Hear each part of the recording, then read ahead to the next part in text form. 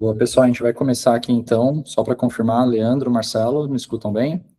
Sim. Boa, perfeito, pessoal, a gente já começou a gravação, tá? Então, primeiro eu queria agradecer aqui, Leandro, Marcelo, pela participação, obrigado aí pelo tempo, e a ideia aqui desse webinar é a gente fazer um pouquinho diferente o cenário, né? Normalmente a gente apresenta um projeto, a gente fala sobre algum go live novo que a gente fez, etc. Hoje a gente quer fazer realmente explicar como foi o processo de operação e de digitalização de uma grande operação farmacêutica, né?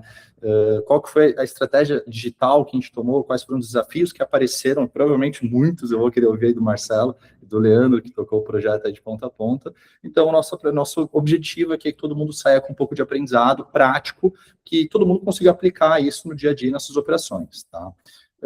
Então, gostaria que todo mundo se apresentasse, Marcelo, Leandro, deixa eu só começar por aqui, eu sou o Pedro, sou o CEO da e-commerce, hoje eu cuido de toda a parte de estratégia e tecnologia aqui dentro, meu background é um background muito técnico, então, desde o início que eu comecei, entrei no mercado, sempre fui muito com esse viés de tecnologia, inovação, agora com inteligência artificial nem se fala, né, então tudo está se movendo muito rápido, o processo de aprendizado, ele está mudando muito, então isso está sendo muito legal, e gostaria agora que o Marcelo e o Leandro se apresentassem um pouquinho também.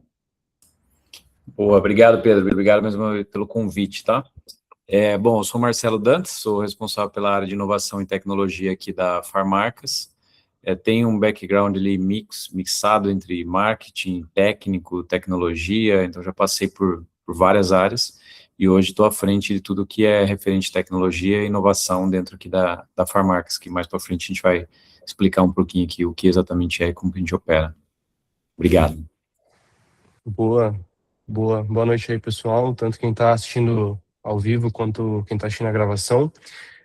Sou o Leandro, hoje eu sou o Head de Operações aqui da e-commerce. Estou há 5 anos aqui, entrei como dev, já fiz muito projeto, codei e-commerce até cansar. Depois gerenciei projeto por muito tempo e nesse período tive o prazer aí de cuidar do projeto da Farmarcas, que foi um baita case de uma das bandeiras, né, que a gente tocou.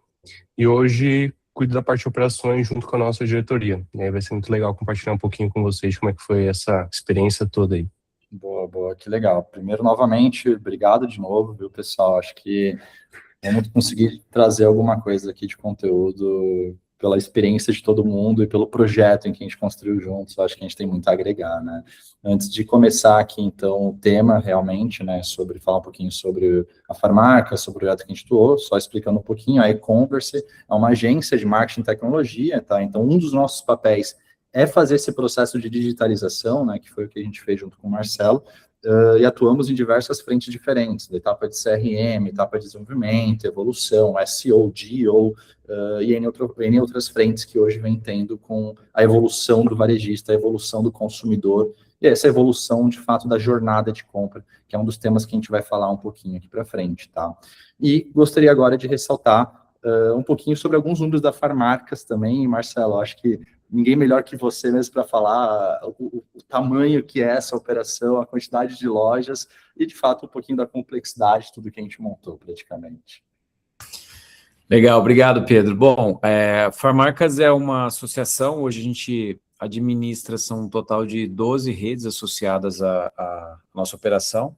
A gente é um modelo associativo onde eu opero levando estratégia de todas as frentes que a gente possa imaginar que uma farmácia tem, né? Então, desde o modelo, a gente divide isso em 4 pilares, né? Que é a parte da compra, a gente chama de comprar bem, a parte da venda, que a gente chama de vender mais, a parte de administração, que é administrar com maior efetividade, e a parte de capacitação, que é uma parte importante também de como a gente levar a capacitação para o varejo.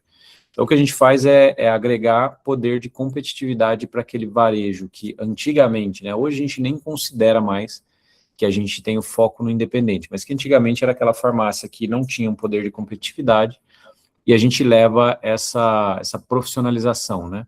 No final do ano passado, a gente bateu essa marca de 10 bilhões de faturamento, que já nos coloca como o 4º maior agrupamento farmacêutico do Brasil, como Farmarcas, né, que é a soma de todas as 12 marcas que congregam aqui o grupo, e dando essa participação de mercado de 4,1% em relação a tudo que se vende no mercado, né? Então, isso é um resumo aqui do que são os números da Farmarcas hoje. E aproveitando esse gancho, Marcelo, me tira uma dúvida. com a operação desse tamanho em si, qual que era o maior desafio que vocês tinham para fazer esse projeto de digitalização? Eu acho que o grande desafio é que a gente não é uma rede única, né? Então, a gente administra 500 grupos econômicos. Então, por trás das 1.700 lojas que compõem a Farmarca, existem 500 grupos econômicos, ou seja, 500 empresas com culturas diferentes, com modelo de operação diferente, com número de funcionários diferente. Então, é como se a gente imaginasse que a cada nova operação, você tem, se você fizer isso com uma rede única, né, você tem uma única estratégia. É como, exageradamente falando aqui, como se a gente tivesse que replicar isso 500 vezes para momentos diferentes de cada empresário. Então, hoje a gente está com um único grupo, né, fazendo esse piloto e testando, escalando essa operação para entender como que a gente pode levar isso para todo o restante da base de lojas e de redes. E um outro ponto é com relação à integração, né, a parte ali que integra no RP, que a gente consegue, de fato, fazer essa jornada ficar mais fluida, né, do momento que o consumidor faz o pedido até o momento que esse pedido chega na loja. Como a gente tem vários sistemas operacionais diferentes, é um atrito que a gente resolveu, mas ele sempre é um atrito em toda a jornada de integração que a gente tem. Eu acho que isso, em todos os segmentos, né, essa questão de omnicanalidade como um todo e num segmento como o de vocês, e na empresa como a de vocês, na associativa, existe algumas camadas de complexidades muito maiores. Né? Isso, exatamente. Essa é uma delas, assim, apesar da gente ainda fechar bem, né, a gente tem hoje, são apenas 4 sistemas homologados que operam nas farmácias, mas ainda assim, você tem uma complexidade, vocês trabalham com tecnologia, vocês sabem disso, você tem que entrar no roadmap do sistema, você tem que priorizar isso com o sistema, então tem todo um desafio. Às vezes até sistemas ligados, né, se a gente for parar para olhar, que entra na complexidade de integração, começa a ser variáveis no meio. Né? Mas acho que o grande, maior desafio, assim, um desafio técnico esse, né, agora acho que o maior desafio é realmente você começar a operar isso com a excelência que o consumidor exige hoje, né, com tempo de entrega, numa operação bem fluida, conseguir, principalmente a farmácia, né, você conseguir realmente operar com... O medicamento, ele tem características diferentes de outros canais do varejo, né, que é a característica da dor, né. Você compra um sapato, uma roupa, uma camiseta, porque você tem o desejo da troca ou daquela roupa. Você compra um medicamento porque você está com dor. Então, a urgência de entrega, de você receber um produto, ela é bem diferente, e a motivação da compra ela é bem diferente. Então, isso gera essa complexidade de você conseguir operar com uma excelência em tempo de entrega, em atenção, ali, de fato, ao consumidor. E tem essa questão também da omnicanalidade, de respeitar um padrão de entrega, de qualidade em todos os canais e lojas ali também, né? Exato. Antes de vocês responder essa pergunta, vamos até passar para o próximo slide, que a gente vai falar um pouquinho sobre esse cenário, né? Então, o projeto ele foi idealizado, obviamente, pensando no consumidor. E esse processo de compra, a jornada do consumidor, ela vem mudando com muita frequência, né? Então, quando a gente fala de uma transformação digital, muita gente pensa em tecnologia apenas, né? Como que eu implemento um e-commerce? Mas não é só isso. A gente tem que, olhar toda essa questão cultural, toda essa questão de estrutura, N questões burocráticas por trás. Mas quando a gente pensa no consumidor, em jornada de consumidor, o que você vê mudando ou como você vê o comportamento dele hoje em dia, ou nos últimos anos mesmo? Uhum. Para mim, a grande mudança é que a gente sempre fala de transformação digital, de digitalizar o consumidor, né? O consumidor já está digitalizado, né? Faz alguns anos, ao meu ver. É só ver pela gente, né? No CPF a gente tem um comportamento, no CNPJ às vezes a gente tem outro. Então, eu acho que a grande mudança, ela é o contexto em que o consumidor vive, com questão de informação, o nível de informação que você tem, acho que é uma pauta já recorrente em qualquer fórum, em qualquer assunto. O nível que as plataformas... Por que existe a transformação digital, né? Você tem modelos de negócio que nascem nativamente digitais, então você vê os marketplaces, você vê os super apps, você vê soluções que são nativamente digitais.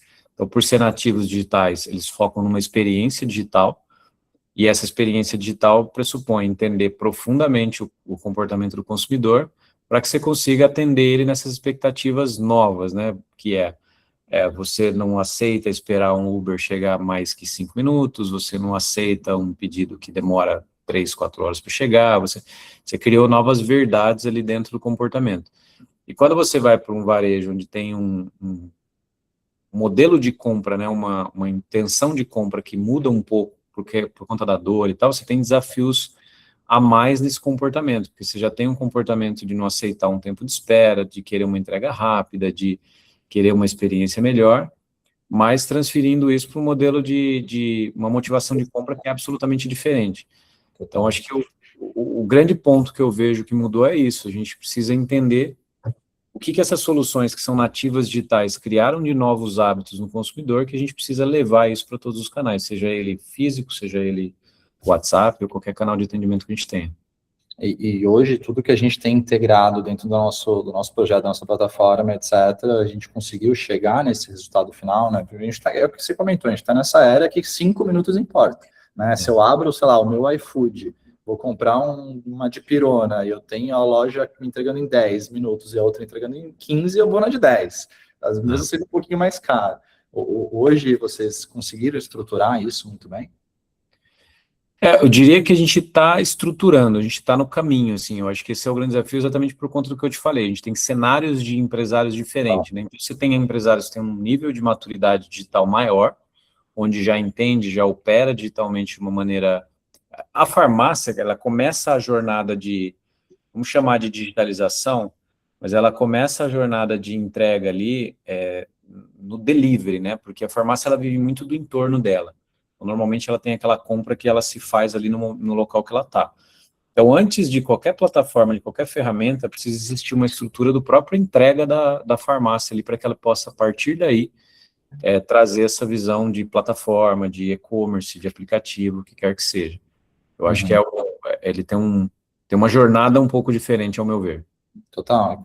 Até mesmo aqui no slide, quando a gente fala do varejo farmacêutico, a conveniência, ela virou expectativa, né? Virou obrigação, de fato, não é mais diferencial.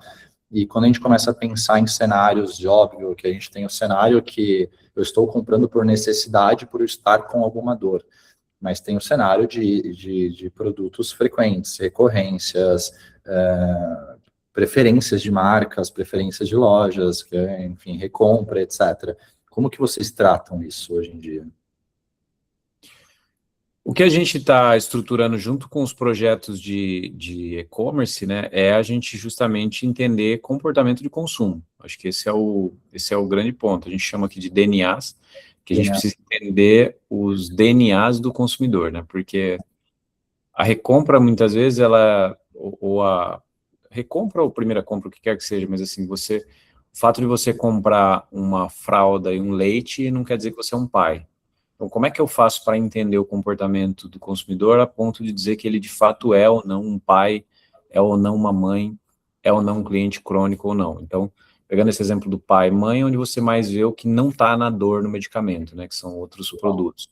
Ou o consumidor de beleza. Então, como é que eu faço para cravar um DNA no Leandro e falar, pô, o Leandro consome determinada categoria com recorrência. Então, antes de qualquer coisa, a gente está fazendo esse trabalho de entender o DNA, que a gente chama aqui de cada consumidor, para que a gente possa, de fato, começar jornadas de comunicação efetiva que façam sentido, né? Que a gente consiga, de fato, entender e gerar uma recompra que faça sentido para aquele consumidor e não seja algo...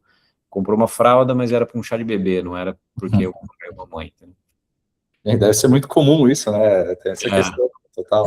A gente tem que interpretar dados, no final das contas, intrínsecos, né? Para entender o real objetivo daquela compra ali. Exato. E, então, assim, quando a gente pensa no projeto, a gente tem obviamente, todo projeto é parte de um desafio, né? Então, quando a gente pensa no desafio de um projeto como o de vocês, principalmente pensando no porte, a gente tem que pensar em catálogo, são N lojas, N farmácias, a escala disso, como que a gente vai plugar outras lojas futuramente, a experiência de compra, estoque, é muita variável um projeto, né? É muito comum falar, às vezes, com terceiros, o que a e-commerce faz? A gente implementa e-commerce. Não é simples, né? Não é um processo simples. Tem bastante coisa. Né? É muita coisa envolvida, tem camadas. Eu queria fazer uma pergunta para o Leandro. Então, Lê, quando esse comportamento chega com essa jornada nova na e-commerce, o que muda na forma de pensar em um projeto? Boa, Pedrão. Cara, na verdade, muda tudo, né? Muda tudo porque a gente deixa de começar a olhar e buscar fazer um e-commerce que ele é bonito, ele vende, e a gente começa a pensar em criar uma operação que ela é robusta, que ela é escalável, que ela é sólida, porque o consumidor está mudando cada vez mais, e ainda mais para o segmento de farmácia, é um consumidor, de certa forma, até exigente. Então, ele busca minimamente ali ter a mesma experiência da loja física dentro do e-commerce, né, que é achar os produtos de uma forma organizada, ele ter um tempo de entrega bom, né, pô, não tem como eu comprar um remédio e receber daqui 30 dias. Então, a gente busca construir uma operação que faça sentido e olhar todos esses aspectos dentro do projeto. Então, todos os canais estarem integrados, a gente buscar trazer o máximo que a gente pode da experiência do dia a dia de loja física para dentro do e-commerce e tentar se conectar cada vez mais com esse cliente para trabalhar um CRM, né, e evoluir junto com ele. Então, para o nosso dia a dia, cara, muda tudo. A gente tem que pensar o projeto totalmente de uma forma diferente. Acho que hoje o consumidor ele já não diferencia mais loja física do digital, né? A experiência tem que ser única, assim. Quando chega um desafio como esse, quando a gente envolve a omnicanalidade e em outras variáveis assim do tipo, como que você pensa nesse projeto? Você faz uma imersão na loja para entender, para transcrever isso para o digital? Como que funciona esse processo hoje? Exato. Esse foi o primeiro passo, assim, antes, quando a gente começou o projeto, antes da gente falar de tecnologia, de plataforma, que a gente já tinha definido, mas antes da gente pôr o pé nessa etapa, a gente primeiro entendeu como que funcionava essa primeira bandeira que a gente atua, né, que foi a da Super. Então, pô, a gente viu que só de itens eles tinham 25 mil itens, né?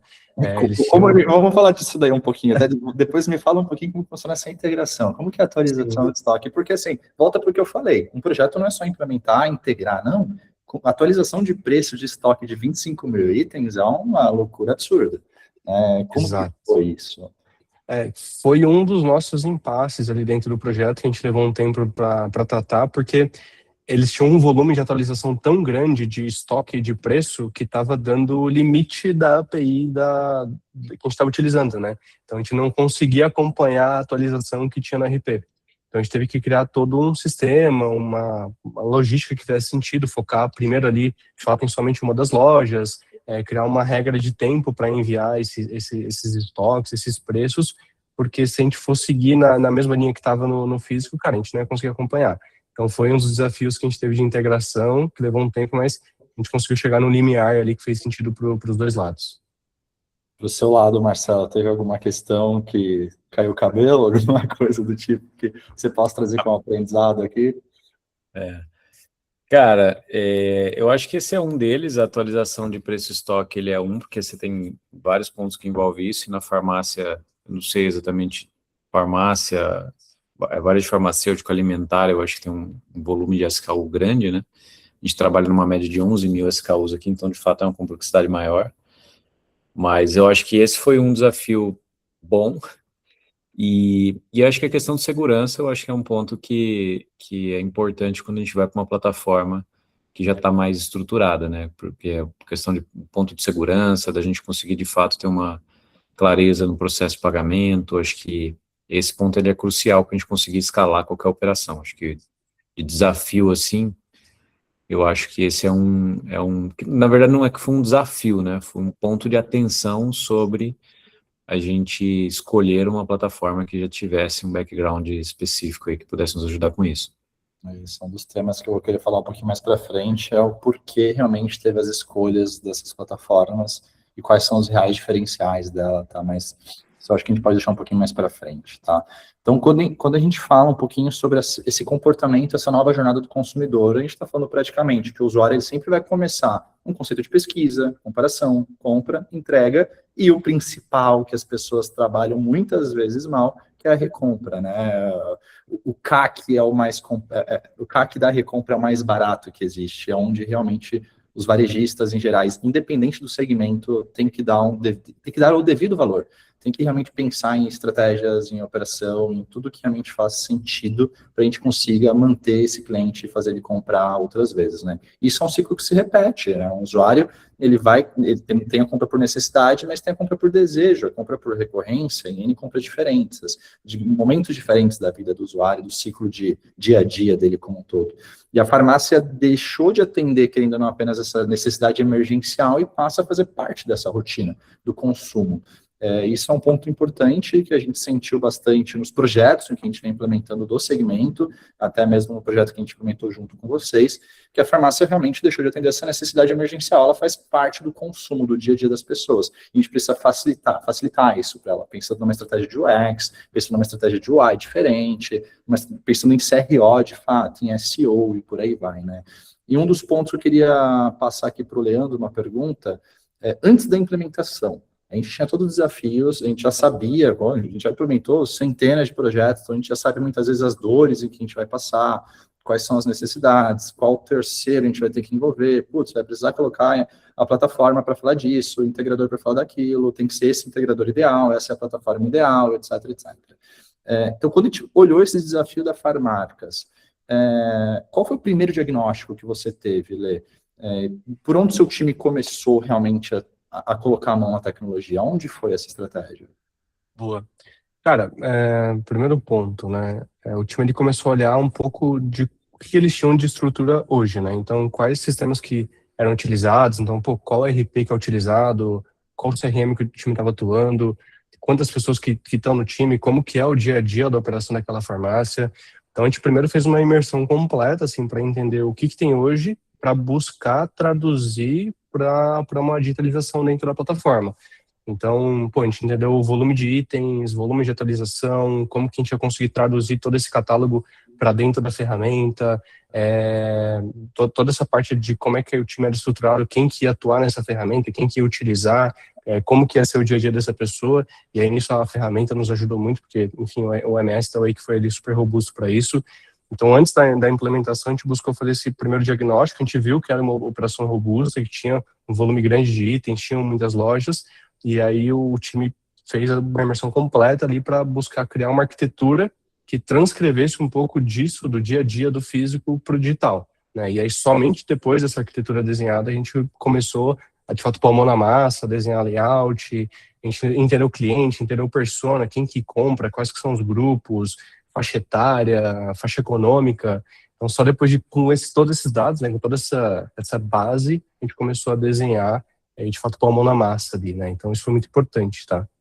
No último estudo até que o nosso time de SEO teve aqui do projeto, a gente começou a ver que tem cenários de pesquisas também diferentes. A gente precisa por, sei lá, tá com dor de cabeça, precisa por dipirona ou por remédio para dor de cabeça. Como que você chegou a pensar isso no meio do projeto, no início? Em que momento isso se encaixa, esse estudo se encaixa?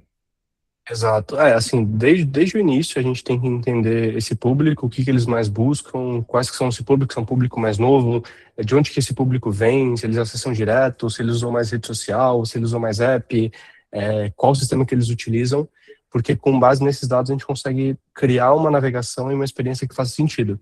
Então, principalmente para farmácia, que pensando até no físico, né? Se eu entro numa farmácia e eu não encontro o que eu procuro, eu consigo pedir ajuda para alguém. E aí, como que eu faço isso dentro do e-commerce, né? E aí foi um trabalho muito do nosso time de, primeiro, construir um layout que fosse organizado ali com todas as marcas que a Farmarcas atua, né? Que a Super atua, com todas as categorias, com essa busca inteligente que aí é uma própria inteligência da ferramenta, né? Consegue corrigir erros ortográficos ou trabalhar com palavras similares. O uso da IA dentro da ferramenta ali para conseguir traduzir, às vezes, o que o cliente está buscando, escreveu errado, escreveu o nome da marca, ou escreveu o que ele precisa e cai no produto certo. Então, foi um estudo muito baseado em dados para a gente conseguir criar uma navegação que fizesse sentido. Uma das perguntas que eu vou fazer para vocês depois é em relação a IA, futuro do mercado, consumidor, etc. Mas você falou um ponto que eu quero focar um pouquinho. Hoje, quando o consumidor ele vai numa farmácia física, ele está procurando algum remédio, vou dar um exemplo meu prático. Eu peguei influenza um tempo atrás e estava com uma dor de garganta horrível e não sabia o que fazer. Eu fui lá, vi alguns remédios e pedi indicação para alguém. Eu não consigo ter isso hoje, normalmente, num processo do digital. Aí, Marcelo, Lê, me fale um pouquinho o que vocês pensam hoje. Como que vocês conseguem, ou pensam, porque às vezes pode ser que esteja em andamento, conseguir atender esse tipo de necessidade? Um consumidor que precisa de algum produto, mas ele não sabe exatamente qual, ele só sabe exatamente o motivo em que ele precisa, ou a necessidade em que ele precisa. Como que vocês pensam em resolver esse tipo de cenário? Talvez usando IA. Sim. Quer falar antes, Marcelo? Boa. Não, pode. Eu penso num formato que a gente já até aplica em outros cases e funciona super bem, que é a gente conseguir primeiro, né, antes de tudo, né, ter um bom trabalho de GO, porque muitas pessoas, elas não vão acessar direto o site, né, elas não vão nem pesquisar no Google, elas vão jogar numa IA assim, falar, pô, eu preciso de uma farmácia que seja próxima a mim e eu quero comprar esses 10 itens que são totalmente diferentes, eu preciso que me entregue esses links para eu acessar. A gente trabalhar primeiro um bom GO, né, porque aí o próprio chat vai entregar isso. Mas dentro do próprio e-commerce, né, a gente ter um agente que consegue ler esse catálogo de produtos, entender quais que são esses itens, o que é mais vendido, quais que são as marcas, porque ele funciona quase como se fosse um funcionário ali que estaria nessa loja física dentro do e-commerce. O cara pode entrar, digitar, falar, pô, eu tô com dor de cabeça. E talvez a pessoa tenha labirintite e ela não possa tomar um remédio que tenha cafeína. Eu sei que é difícil por questões de segurança, enfim, avisa, mas é um exemplo, tá? E esse agente, ele conseguir ter essa leitura e esse entendimento, conseguir direcionar. Preciso de um shampoo, porque vende, né, a gama de produtos da Supra é muito grande, preciso de um shampoo para caspa, qual que eu devo utilizar? Me indique os 3 melhores, um bom preço, enfim, e ela conseguir ter essa entrega direto pelo agente. É uma solução que com certeza a gente já está estruturando e vai trabalhar aí no futuro, tá? Eu acho que o modelo conversacional em si, aí é um pouco a minha visão aqui, né? Ele é uma realidade que com o tempo tende a mudar para vários canais. O modelo de interface conversacional, qualquer que seja, perdão, qualquer que seja a interface, assim, isso é uma visão que eu tenho, que a gente trabalha muito aqui para partir para esse momento, para esse caminho, né, nas soluções internas que a gente tem. Agora, realmente no e-commerce, você tem as soluções de DO que vai olhar ali como que você otimiza a sua ferramenta para os mecanismos. Eu acho que esse é um dos primeiros e talvez melhores caminhos, porque você não está se responsabilizando no primeiro momento por nenhum tipo de indicação, porque corre no que o Leandro falou, eu não posso indicar, né, a farmácia ainda tem essa necessidade de ter o farmacêutico, isso é bom, porque ela deve, de fato, ser um ponto de apoio à saúde, né, e não um dispensador de produto, de fato, de medicamento, de fato. Então, não dá para você levar isso na íntegra para um modelo de IA conversacional. Não vejo isso num curto prazo, que no Brasil, a gente visita países do mundo todo sobre essa questão de legislação, e no Brasil é uma das legislações mais rígidas, e eu diria que talvez uma das melhores em relação a você manter a saúde em primeiro lugar, assim, em ser rigoroso com essas regras que a Anvisa tem. Tanto para você abrir uma farmácia, quanto você operar uma farmácia. Então, acho que esse é um ponto que eu vejo como positivos, né? Porque normalmente a gente olha as regras com viés negativo, né? Você pode ou não pode, mas nesse caso eu acho que ela é positiva.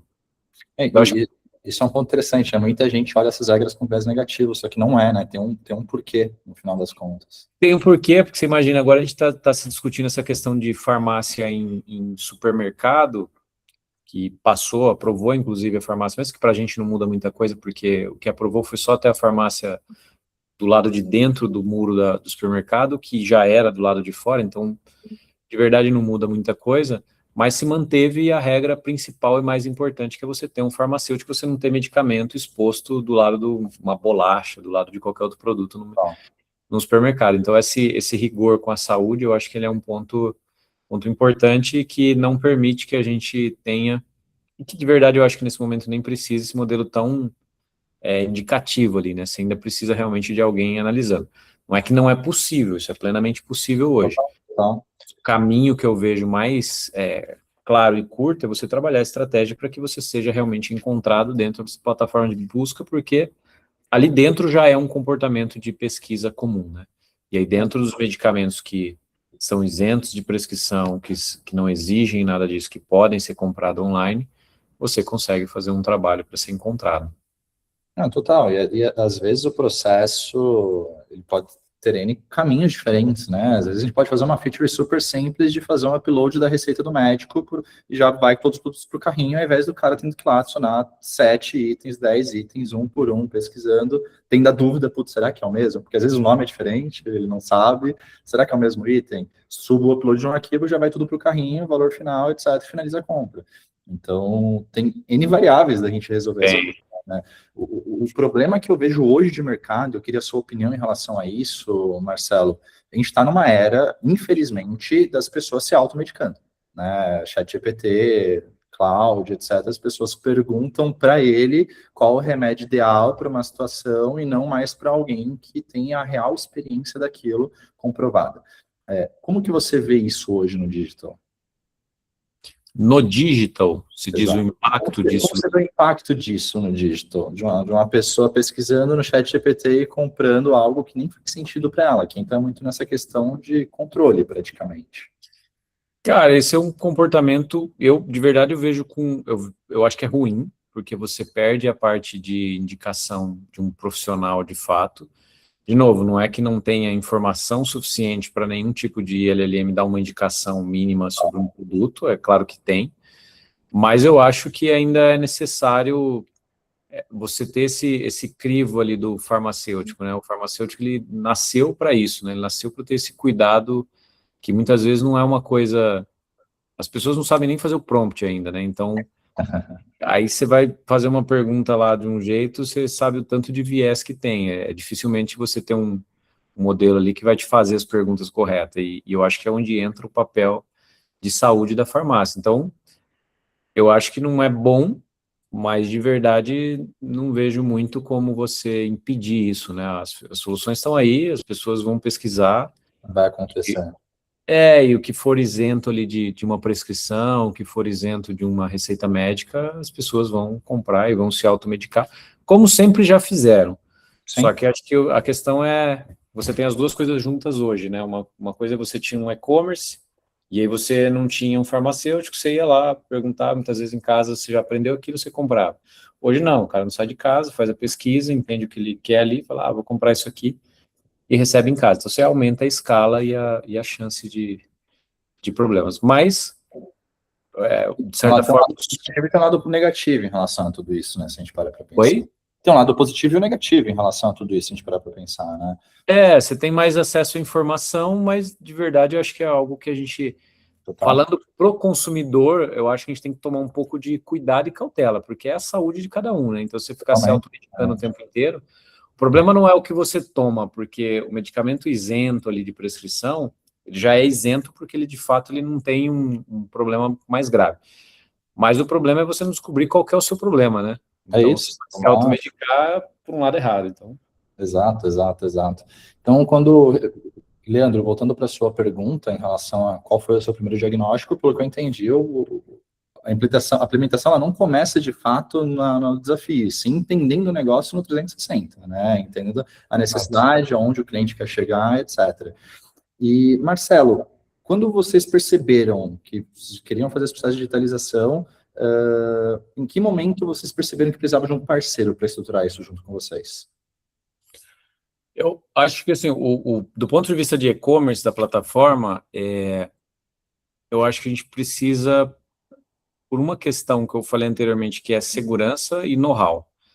Porque desenvolver um e-commerce, apesar de ser um commodity, né, um modelo de navegação, normalmente ele é um pouco tradicional ali do ponto de vista de estrutura, mas você tem muitas disciplinas dentro de um e-commerce diferente, que você fazer tudo isso, você procurar um parceiro que não tenha esse know-how de tempo necessário dentro dessas disciplinas, eu acho que é um caminho complexo. Então, você tem a questão logística, você tem a questão de segurança de pagamento, você tem a questão dos gateways, de salvamento de cartão, você tem questão de catálogo, você tem questão de modelos de ofertas e combos diferentes. Então, tem diversas disciplinas dentro de uma estrutura de e-commerce que exige que a gente tenha algo mais estruturado para testar e pensar em escala depois. Boa. Continuando aqui, então, um pouquinho em relação à estratégia, né? Então, quando a e-commerce vai fazer um projeto, entra muito no que o Leandro comentou, tem a imersão no cliente, entendendo a necessidade, a dor, etc. E a gente sempre vai pensar em todas as 6 frentes principais em que a gente define aqui, que é a parte visual, a parte de arquitetura, experiência, integrações, escalabilidade e governança. Leandro, queria passar uma pergunta para você. Qual foi a decisão mais importante tomada no início do projeto, assim, que você realmente falou, putz, por mais simples que seja essa decisão, ela foi crucial no decorrer do projeto inteiro? Acho que foram 2, tá? Principais. A primeira delas, sem dúvida, foi estruturar bem essa arquitetura, porque, por exemplo, se a gente fosse focar em integrar todas as redes que a gente tinha física, a gente estaria até hoje fazendo isso. Então, primeiro, vamos focar em pôr uma para rodar, e como que vai ser essa arquitetura, como que vai ser essa integração. E o segundo ponto, sem dúvida, escolher uma ferramenta que suporte isso, né? Então, a gente escolheu o Wake, então a gente já estava muito bem embasado ali de estrutura, com AMS, com o poder de catálogo que a gente tinha. Então, essa foi a decisão mais importante. A segunda é estruturar muito bem esse desenho de arquitetura, de que a gente ia focar, né? Qual, vamos dizer, um MVP que a gente ia subir para colocar para rodar, e como que a gente ia fazer ele, né? As integrações, as APIs, quem que ia mandar o quê. Isso, sem dúvida, foi o mais importante para a gente começar. E do seu lado, Marcelo, o que te deu mais segurança que essas decisões estavam no caminho certo? Cara, eu acho que desses pontos que a gente vê aqui, eu acho que escalabilidade com certeza, eu acho que o potencial de escala é o ponto mais importante. A gente precisava operar uma solução que tivesse esse potencial de escala. A gente está iniciando a parte de e-commerce, né, nas redes associadas, muito por conta da característica do varejo farmacêutico, mas a gente tem 10 bilhões de faturamento. Então, você imaginar que se a gente chegar a 10% desse faturamento, você já tem um faturamento razoável. Um faturamento razoável, e são hoje 11 milhões de clientes cadastrados no programa de fidelidade. Então, são números expressivos que a gente precisa, de fato, ter capacidade de escala na solução. Total, né? Acho que a gente já pegou muito cenário, né, Lê, de projetos antigos que escolheu, sei lá, a plataforma errada e ficou 6 meses com o projeto no ar. Quando cresceu um pouquinho, putz, não dá mais para crescer. Vai ter que migrar de novo, refazer a integração, refazer tudo. Então, quando a gente pensa em escala, é isso. Acho que é pensar em longo prazo, né? É entender, beleza, essa solução, essa stack geral, plataforma, gateway, etc., atende minha atual dor, mas vai atender a minha futura. Acho que esse é um dos principais pontos que a gente sempre provoca aos nossos clientes, né? Muito comum vir cliente para a gente que, putz, já está definido isso, assim, assado, porque hoje eu faturo isso, tá? Mas se a gente aumentar essa receita em 2, em 10, em 20, como que vai ser? E se a gente colocar mais 50 lojas, mais 100 lojas, como que vai ser esse processo, né? Então, acho que esse processo de escalabilidade, para mim, é um dos principais também. Porque o restante, quando a gente pensa em visual, em arquitetura, experiência, vai acontecer, independente do cenário. Mas se não houver escalabilidade, vai funcionar agora, mas daqui a 5 meses não funciona. Para mim também, eu acho que de longe é um dos principais. E quando a gente fala desses temas, né, quais são os papéis, qual que é o papel ou outros papéis da e-commerce mediante a um cliente, a um projeto como um todo, né? Então, basicamente, abrindo os bastidores aqui em relação a esse projeto, muita gente vê o resultado final, né? O projeto, o site bonitinho, funcionando, checkout, etc. Mas não foi apenas implementar, né? Teve todo esse processo de estudo, prática, desenvolvimento, arquitetura, pensando já na escalabilidade futura, porque hoje a gente implementou um piloto. Mas e quando a gente implementar todas as outras marcas, como que vai ser? O que dá para reaproveitar, o que não dá, etc., né? Então, quando a gente monta esse projeto, a gente passa item a item no nosso cronograma e deixa tudo muito organizado para realmente ter essa certeza que o que a gente está fazendo hoje vai ser assertivo, né? Vai ser entregue. Então, putz, o layout está fazendo sentido, a integração já está atendendo um cenário atual e futuro, a gente já está preparando para crescer faturamento, etc. Eu queria abrir uma pergunta para você de novo, Lê. Olhando para esse projeto que a gente teve, quais foram as principais frentes em que a e-commerce atuou para chegar nesse resultado hoje? Boa. Cara, vamos lá. A principal, sem dúvida ali, foi um misto, né, de UI UX com CRO, né? Então, eu primeiro, novamente, como a gente já falou aqui antes, né, eu transcrever um pouco do que é a experiência dessa persona de cliente que a gente já tinha, que compra na loja física pro digital, né? Então, ter um e-commerce que seja organizado, separado por categoria, que o cliente consiga achar os produtos de forma fácil, consiga fechar uma compra de forma fácil, sanar as dúvidas dele direto ali na página de produto, enfim, ter a bula e fechar a compra de uma forma tranquila. E aí esse trabalho é muito importante, né, o time de UI UX junto com o time de CRO, porque a conversão ela nunca pode deixar de ser pensada. Não adianta o site ele tá lindo, ele tá perfeito, com efeito, e ele não vender, ele não converter. Então foi esse misto. E o segundo ponto, o desenvolvimento, né? Então pegar esse layout e de fato codificar ele dentro da plataforma, dentro da ferramenta, colaborando muito junto com os times de integração que estava ali no background, mandando esses produtos. Então a gente teve um apoio muito efetivo nisso. Então acho que foram essas duas frentes principais, tá? E para você, Marcelo, do ponto de vista do seu time, o que fez mais diferença nessa parceria com a e-commerce? Eu traria aqui, talvez, eu acho que a fidelidade ao projeto desenhado, eu acho que é um desafio sempre que você fala de um desenho, né, de uma estrutura, até você chegar à implementação de produção de fato.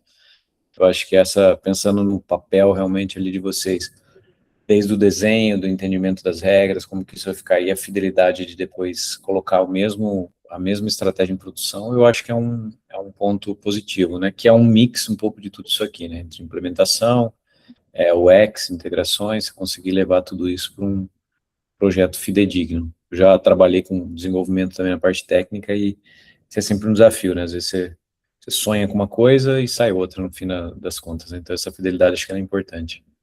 Boa. Acho que é muito comum, né?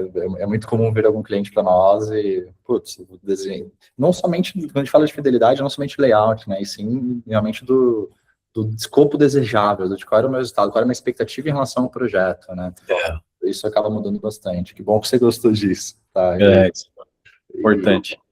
E agora eu queria fazer uma pergunta específica, ressaltando novamente que é um dos nossos cores, né? Entender qual que realmente é a stack ideal para um cliente de acordo com o ecossistema, de acordo com o futuro dele, etc. E eu queria, Leandro, te perguntar, muita gente acredita que trocar de plataforma resolve todos os problemas, né? É muito comum o cliente nosso, putz, estou faturando lá 2 milhões, 3 milhões, quero trocar, mas por quê? Né? Perante a quê? Qual é o objetivo? Trocar de plataforma, a gente realmente resolve todos os problemas? Não resolve, não resolve. É um misto de coisas. A plataforma é muito importante nessa soma, nessa equação toda, mas não resolve tudo, né? Tem muita gente que acha que tratei, tô pagando a mensalidade, vou vender. Tô lindo, tô com uma baita estrutura. E não é isso, né? Tem muita coisa envolvida, como o próprio Dantas comentou. Eu tenho plataforma, mas eu também tenho o meu gateway, eu também tenho minhas transportadoras, eu também tenho o meu RP, né? Então tem um multifator e ele tem que estar muito bem estruturado, ele tem que estar muito bem feito, ele tem que estar muito bem pensado, e aí que a gente entra muito nessa frente de conseguir ajudar e colaborar em todos esses aspectos, construir um ecossistema que faça sentido, porque aí, com tudo isso bem alinhado, a plataforma voa. Então, tudo isso tem que estar perfeito para que ela consiga entregar o máximo que ela pode. E então, isso acho que é o principal ponto, cara. Não é só migrar, não é só assinar, tem muita coisa por trás que a gente tem que olhar. É muito comum ter um cliente que migra de plataforma e tem quebra de estoque na grade, o frete demora 10 dias para entregar, sendo que o concorrente entrega em 2, sei lá, N variáveis no meio, né? Pô, migrei e não estou vendendo. Pô, tem um monte de coisa que a gente tem que olhar, né? Calma. E queria que você me falasse um pouquinho do porquê que a Wake foi escolhida para esse projeto, Lê, começando por você. Vou destacar o principal fator, que sem dúvidas foi o OMS. Então, sabendo que a gente tem uma estrutura onde a gente, cara, recebe estoque, tem um nível muito alto de itens, e são várias lojas, a gente precisa ter um orquestrador que suporte tudo isso e consiga escalar, né, evoluir ali para mais lojas, que não trave, que consiga ter uma boa gestão, e acho que esse foi o principal ponto que a Wake nos entregou junto com a síntese, né, e com o AMS. Fora isso, tem outros grandes aspectos, né, então performance do site, né, por ter arquitetura headless, ter um admin que eu consiga fazer uma boa gestão do catálogo, uma boa gestão dos meus fretes, de todas essas configurações que eu falei aqui atrás, foram grandes fatores ali que fizeram essa decisão ser tomada, mas sem dúvidas o principal, que foi a virada de chave, foi o OMS. Para você, Marcelo, o que você sentiu do porquê que a gente escolheu a Wake? Cara, acho que são dois. Acho que eu concordo com o Leandro, acho que o OMS ele é até usado em outras plataformas, né? Então acho que o OMS ele traz uma visão de robustez boa e que me atende em várias expectativas que a gente tinha em relação à solução. Então acho que tem uma parte técnica boa, mas além disso, do ponto de vista da Farmarcas, teve também um modelo de negociação feito com a Wake. A Wake se demonstrou desde o início um modelo de parceria, que é o que a gente acredita. A gente não gosta de apenas fornecedor, né? Eu acho que tanto a Wake quanto vocês também, mas a gente não tem essa relação, não costuma ter essa relação de barganha de preço, de fornecedor. A gente tem que entender o seguinte, nós temos uma realidade, é essa, e se a gente tem um parceiro que pode ir junto. Então, acho que um pouco dessas duas coisas. Eu complementando também do meu lado, né, para mim é muito comum ter cliente que, sei lá, tá na plataforma X e pensa em migrar para Wake. Para mim, eu sempre costumo falar exatamente esse ponto. Acho que o maior diferencial, os dois maiores diferenciais para mim, de longe, é o OMS, nem se fala, o mercado inteiro sabe que o OMS da Wake ele é muito superior. Você consegue ter controle da heurística, de escolha de seller, de prioridades, putz, N variáveis no meio. Mas o principal para mim realmente é isso, é a parceria, né? Ela não é só uma plataforma, ela tá no dia a dia. Tem grupo de WhatsApp, né? Isso para mim é um puta diferencial, por mais simples que seja, né? A gente tem um grupo de WhatsApp com o time da Wake que a gente consegue ligar e resolver um problema, tirar uma dúvida ou fazer alguma questão, né? Fora todos esses outros pontos que o Leandro comentou, né? De velocidades, performance, integrações, flexibilidade, etc. Então, para mim, pelo que eu estou entendendo aqui, se quiserem me complementar, fica 100% à vontade, né? A plataforma ela precisa acompanhar o crescimento do negócio e sustentar a operação a longo prazo. E a Wake foi a principal ali que conseguiu entregar isso para a gente, né? Concordo.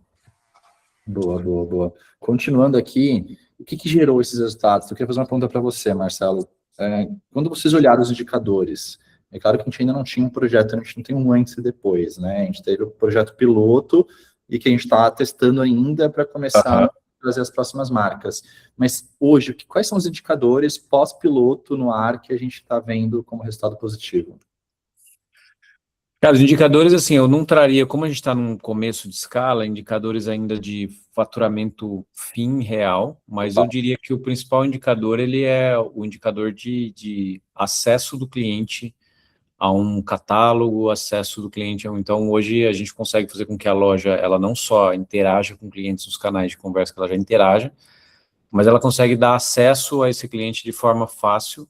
A gente tem um aplicativo também, mas ela consegue, sem necessidade de baixar nenhuma aplicação, ele conseguir efetivar ali uma compra, uma busca, uma pesquisa. Então, por mais simples que isso pareça, por mais óbvio que isso pareça, eu acho que para a farmácia, e principalmente no modelo que a gente vinha de não ter essa solução ainda por N razões estratégicas, ela já traz um grande diferencial. Então, você tem um site de qualidade, você tem um site bem estruturado, você tem um site onde você consegue mandar aquele produto para o cliente consultar, ou então mandar um link de um determinado produto, fazer ações de marketing onde você consegue direcionar para links de produtos específicos. Então, tudo isso traz ações de live shopping que a gente vem fazendo com alguns micro-influenciadores, onde a gente consegue redirecionar para produtos, gerar voucher de campanhas, gerar cupons de campanhas para afiliados, influenciadores. Então, eu acho que esse acesso a um ambiente que possibilita e destrava diversos recursos relacionados a marketing digital, relacionados à interação com o consumidor, são, neste momento, alguns dos principais ganhos. O resultado ele vai vir, acho, como consequência. Boa, boa. A gente vai chegar lá. O resultado do fim, né, faturamento, a gente vai chegar lá, a gente está nessa etapa inicial, então fico feliz que a gente consiga já metrificar isso, pelo menos, né, então isso vem fluindo super bem. E eu queria tirar uma dúvida no cenário do que a gente aprendeu nesse projeto. Eu queria fazer uma pergunta para você, Marcelo. Se você fosse começar novamente hoje, você faria alguma coisa diferente? Sincero. Fosse começar novamente, se eu faria alguma coisa diferente. Cara, eu acho que talvez a gente deveria ter dedicado mais tempo à parte de integração. Eu acho que essa... eu acho que a parte de integração, de você... A gente subestima, né, cara? Oi? Muita gente subestima a integração, né? Subestima, a gente achou que tinha algo mais pronto do nosso próprio lado, que fosse mais plugável, do lado do RP, mas tem uma complexidade maior da própria... Aí, várias questões técnicas, né, mas eu acho que eu dedicaria mais tempo à integração, porque no fim das contas é o que vai fazer um pouco... Você está num processo onde você está implementando um novo canal de venda, onde você vai exigir que a equipe de loja ela entenda esse canal e o papel dele, ela absorva uma tarefa nova de gestão, de entrega desse produto. Quanto mais você facilitar essa jornada do produto, do pedido, chegar de forma mais fácil possível ali para a equipe, com o máximo de informação, o mínimo possível de fricção no processo de não refação de venda, de qualquer processo, eu acho que mais você facilita. Então, o grande atrito da operação do e-commerce no varejo farmacêutico, ao meu ver, é você implementar na operação de loja, que é uma operação que ela é muito movimentada, né? Então, você aplicar ali uma nova vertente de venda que vai cair, começar a pingar a venda lá, você tem que deixar o processo muito redondo para a operação da loja não sentir nada, senão você tem um atrito ali na experiência. E aí volta o que eu falei no início, que a grande diferença, ao meu ver, que vai conseguir fazer a gente chegar nos resultados que a gente quer, é a conveniência, você ter uma entrega rápida, você ter uma interação rápida em relação a um pedido.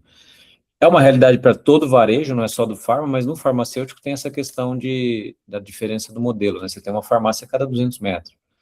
Então, você quer comprar um sapato, às vezes você tem que ir no shopping. Você quer comprar uma camiseta, você tem que ir numa loja que está mais longe. A farmácia, se eu descer aqui, deve ter umas 5 aqui em volta. 24 horas, né? 24 horas. Então, você tem uma característica diferente. No caminho para casa, eu vou passar por umas 15. Então, essa diferença faz com que, para você levar esse cliente, a gente mesmo aqui, para eu pedir um produto na farmácia online, tem que fazer muito sentido. Ele tem que chegar rápido, ele tem que não estar precisando, ele tem que... Senão você cria atrito. Então, a operação da loja, dedicar um tempo ali à integração e a fazer essa conversão da operação, para mim é um ponto que eu dedicaria mais tempo. Boa, bom saber, é um ótimo feedback.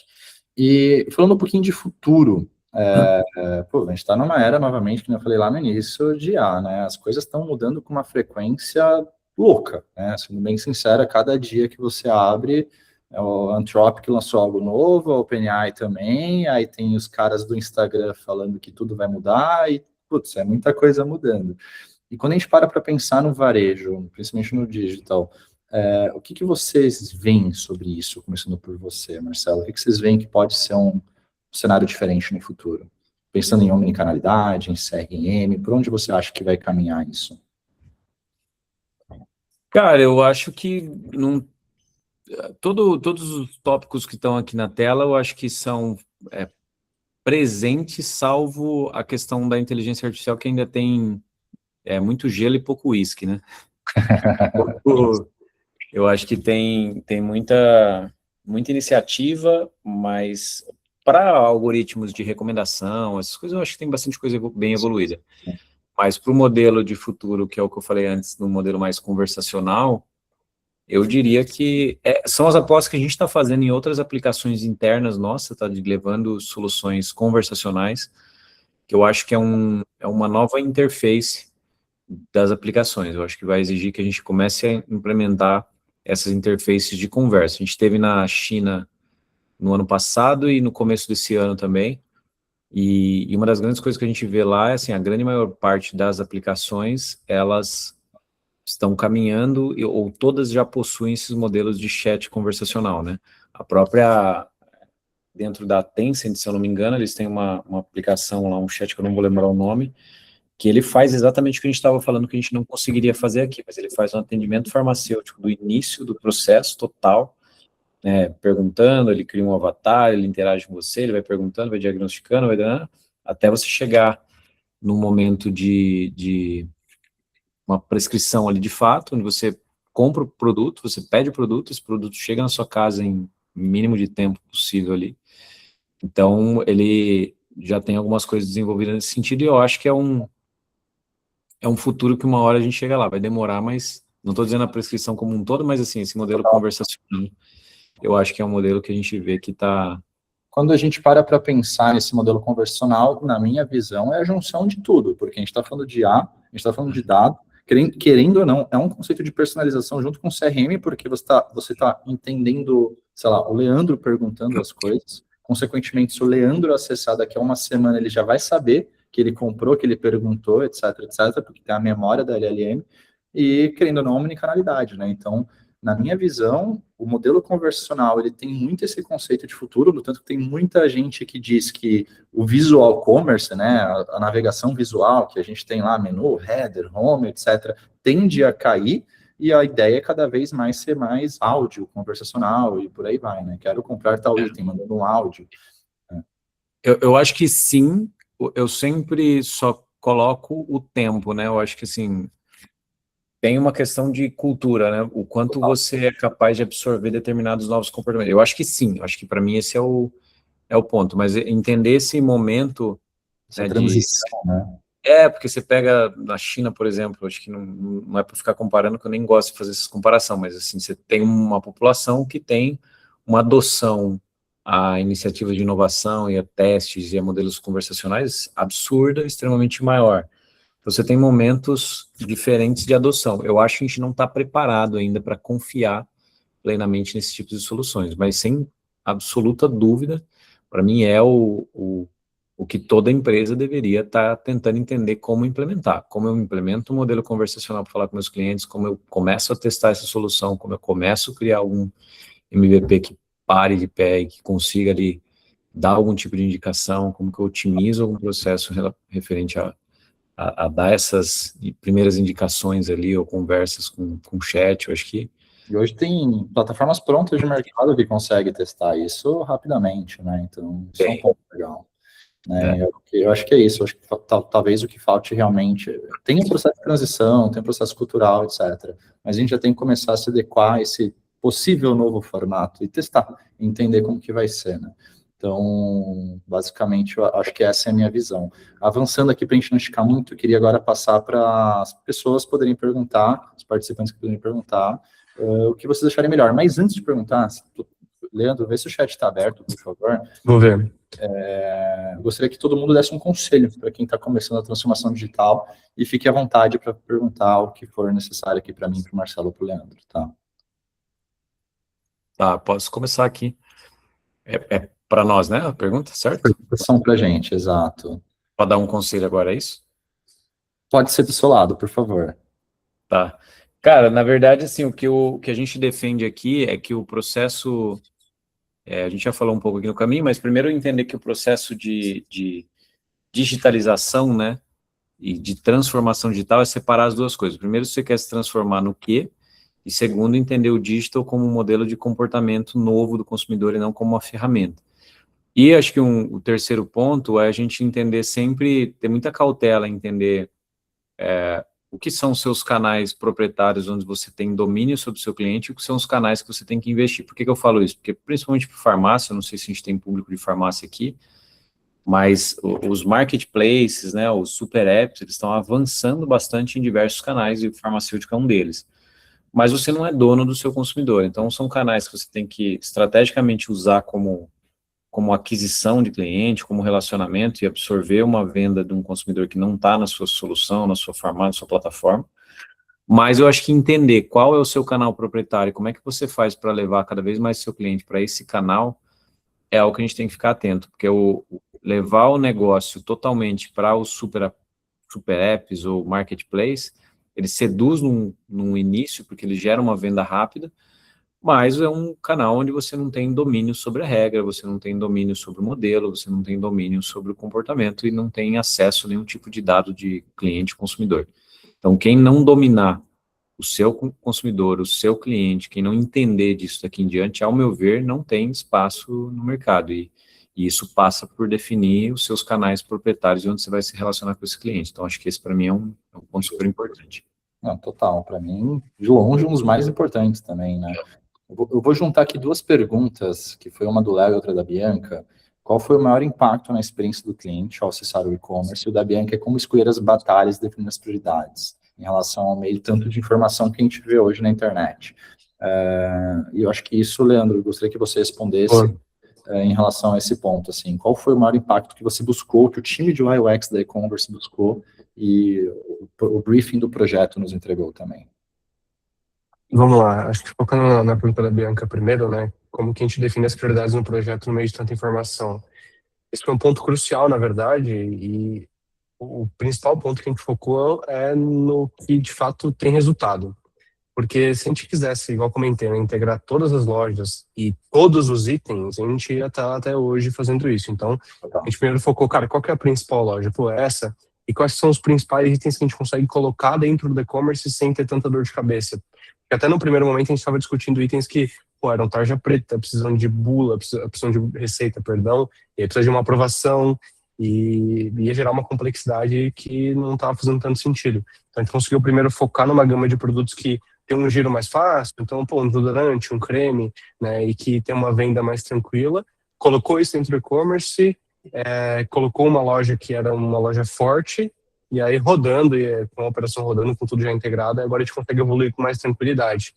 E pensando na experiência do cliente, a gente buscou traduzir um layout e uma navegação que tanto uma pessoa jovem quanto uma pessoa de idade ela consiga navegar e encontrar os produtos.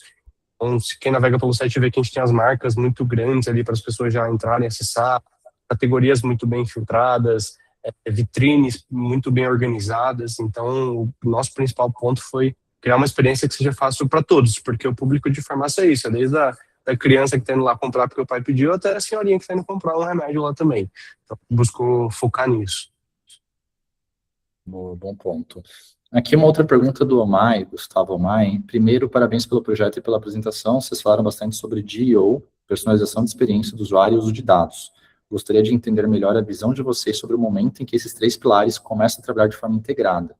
Como a gente enxerga o avanço para uma hiperpersonalização real da jornada? Eu acho que entra muito nessa questão que o Marcelo comentou, né, de chat conversacional, da gente entender esse ponto, entender o cliente de 1 para 1, entender quem é aquele consumidor como um todo.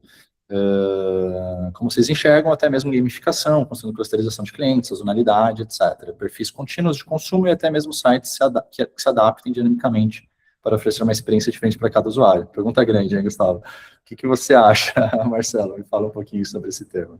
Se eu lembrar metade dela, tá bom.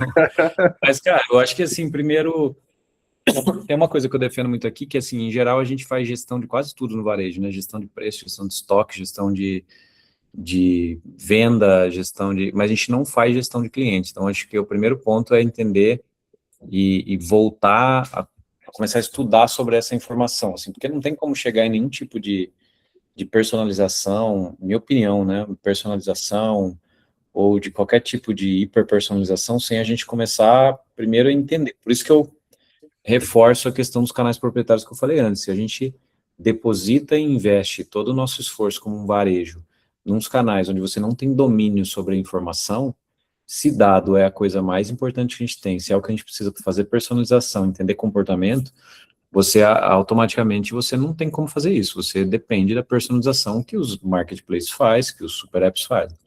Então, acho que estudar o dado do seu consumidor, começar a compilar, estruturado isso, para você entender como que isso impacta, e como que você muda as coisas, não só no ambiente de digital, né, e aí recortando para a farmácia, né, a gente estuda o comportamento para entender o DNA do cliente que visita uma loja, como que a gente pode mudar o layout de uma loja, mudar o layout de um site, porventura, para atender determinado público. Acho que a primeira coisa é fazer o que o CRM fala na sigla, né, gestão de cliente. É isso. O básico bem feito, no final das contas, né? O conceito de CRM ele é antigo, mas a questão é que agora com IA, com dados, GEO, etc., a gente consegue fazer isso numa escala muito maior, né? Então, Exato. A gente está numa era, Gustavo, na minha visão, de hiperpersonalização, né? Se a gente acessa aqui, cada um acessa, sei lá, o Mercado Livre, por exemplo, a gente vai ter 3 experiências diferentes aqui dentro. Né? Porque eu navego, eu pesquiso por produtos específicos, o Marcelo por outros, o Leandro por outros.